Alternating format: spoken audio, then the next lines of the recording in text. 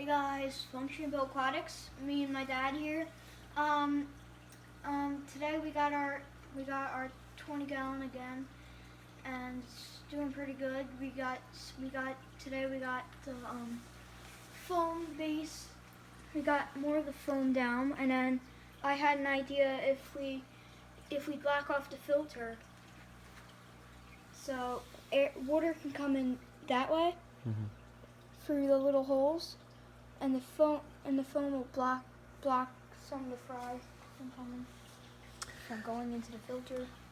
So basically, what we tried to do here is we tried to build a dam, weir, an overflow for the Eheim Aqua Ball that I'm using. This is the Eheim Aqua Ball 2210. What I did was I shortened it a bit. I took one of the containers, the filtration canisters, I should say, out just to make it a little bit shorter. I'll show you the piece. This tank has a hole drilled in it for a bulkhead. And what I'm going to do is, for the time being, I'm going to use that as a water change. Because we decided not to do some. Yeah, I decided not to do a wet dry filter, so what I'm going to do is I'm going to do a water change overflow.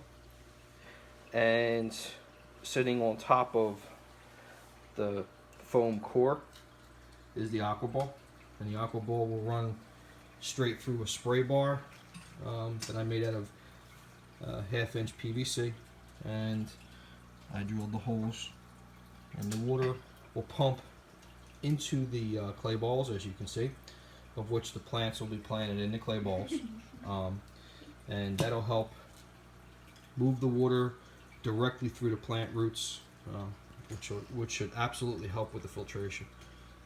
And then it can either spill out on the sides into the tank, or through the many holes that are in the front of the actual formation. Yeah, that's a problem. So I put some PVC pipes, 3/4-inch PVC pipes right here, there, and there, so the chanoids can have little nooks and crannies they can hide in, but there'll be plenty of other spots in this tank that can do that. And while I was laying the foam down, I figured it was a good opportunity to put down some of the ground cover, the pods and stuff from Tannin Aquatics that we use, and the rest of the tank will be covered in the Carib Sea. I guess I'm using the Tahiti. Yeah. I think the Tahiti blend sand. So that'll go in this tank, and everything fits fine. The glass top fits. There's no spots in this tank that the chano or any of the fish that go in this tank will jump out. Now I'm thinking about keeping the coolie loaches in this tank with the beta chanoids, and they have. I have them together in a 10 gallon, and they have proven to be a pretty good combo. The coolie loaches are, they're basically a lower ground nocturnal loach that basically they don't compete with the chano in any way for any of the same foods. The chano I have like live white worms, and the coolie loaches eat a number of different processed foods.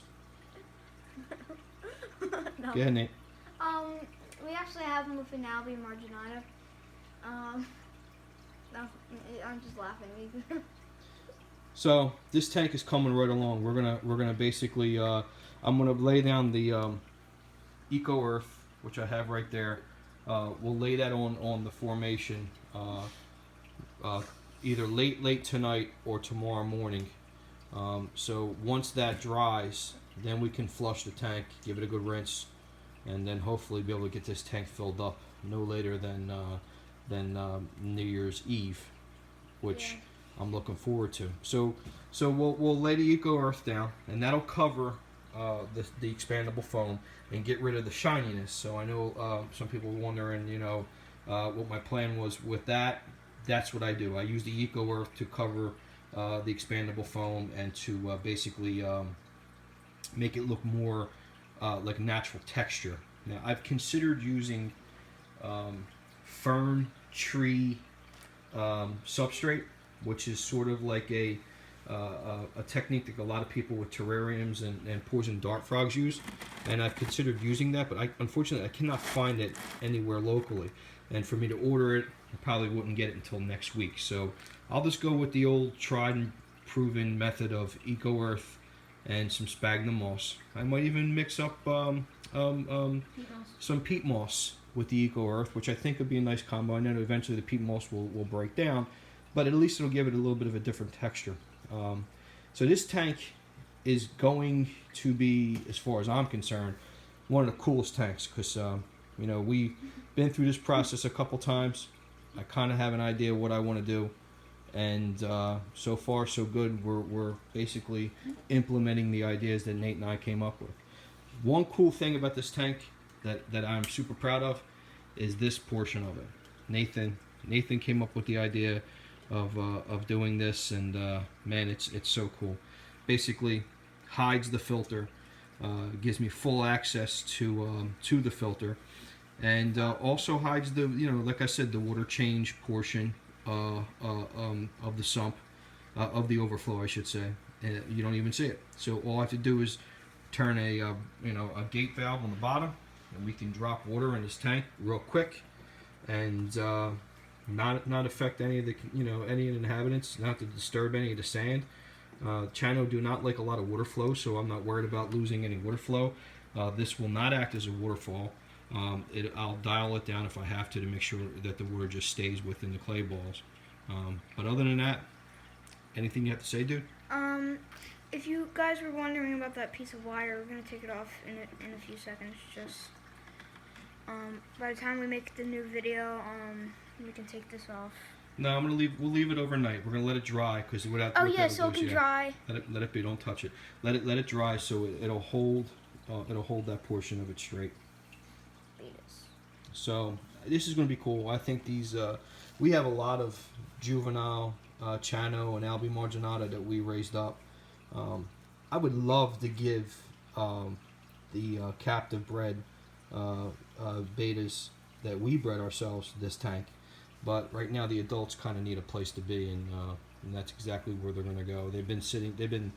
I've been housing each individual male in a 2.5 gallon tank for the past 5 months probably, to keep them separated from the females, because the females are just, they're constantly trying to and and they'll starve the males, because they we had our Albi and the male Albi with the female, we moved the female with the female channel, but the male was about to starve to death because of the female constantly breeding with him. Yeah, the females produce eggs every 15 days, and the males are constantly carrying, and while they're carrying, since they're mouth brooding betas, they don't eat.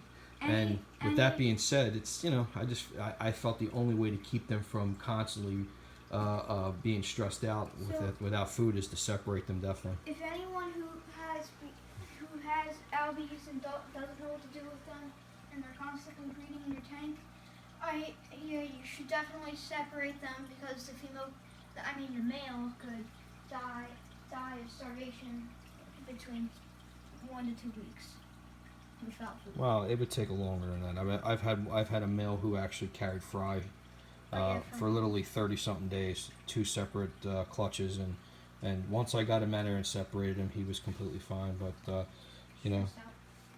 just not necessarily the healthiest way you want to go. But I didn't think that these fish would breed that readily, but they have. So with that being said, we'll take another video once we get the cocoa bark down, lay the sand, and I'm going to plant some of the plants, some low light plants in the tank, and we'll go from there. So this is Ron and Nate from FunctionBuilt-Aquatics. If we rambled on, this has pretty much been a long day, and I hope you enjoy what we're doing here. Yeah, it's almost midnight, so we have to go to bed. Yep, if you like what we're doing, please give us a thumbs up, subscribe if you haven't already, and stay tuned for video number 3. Thanks, bye.